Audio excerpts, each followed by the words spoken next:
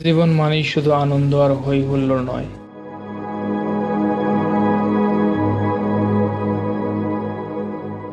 জীবনে অনেক যন্ত্রণা ও হতাশা আছে। জীবনে অনেক অচিন্তনীয় ঘটনা ঘটে।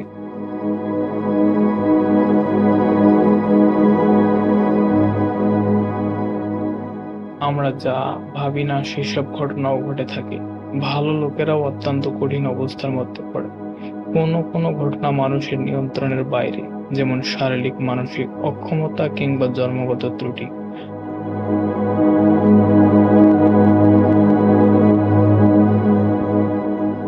আমাদের জন্মের উপর কোনো নিয়ন্ত্রণ নেই। সেক্ষেত্রে যদি কোনো ভাগ্যের কারণ ঘটে তাহলে অবশ্যই তা দুঃখজনক। কিন্তু আপনি যদি তার জন্য শুধু আক্ষেপ করেন তাহলে হতাশা আপনাকে আঁকড়ে ধরবে।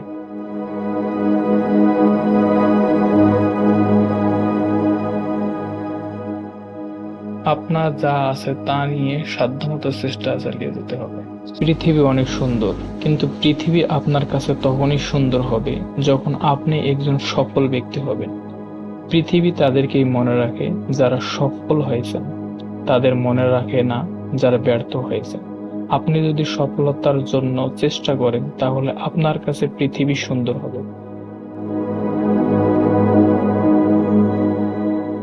একথা সত্য যে ব্যর্থ ব্যক্তিদের দায়ভার কেউ নিতে চায় না। ব্যর্থতার জন্য আপনি নিজেই দায়ী থাকবেন।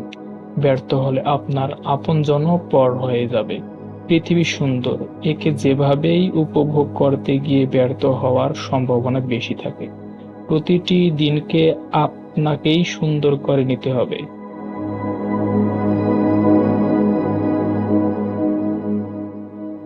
কিন্তু এই ভালো ও সুন্দর দিন কি করে আসে?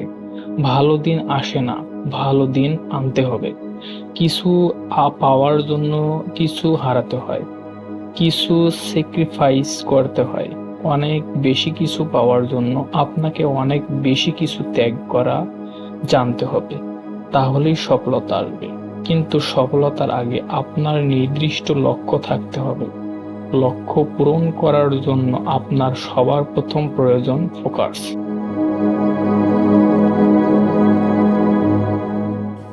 আপনি কি করতে চান সেটা আগে থেকেই নির্ধারণ করুন।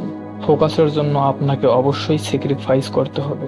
এমনভাবে আপনাকে এগিয়ে যেতে হবে যেন সফলতার আগে আপনি কিছু না দেখতে পান, না শুনতে পান। ত্যাগ এমন একটি মূল্য যা আপনাকে সফলতার জন্য অবশ্যই দিতে হবে।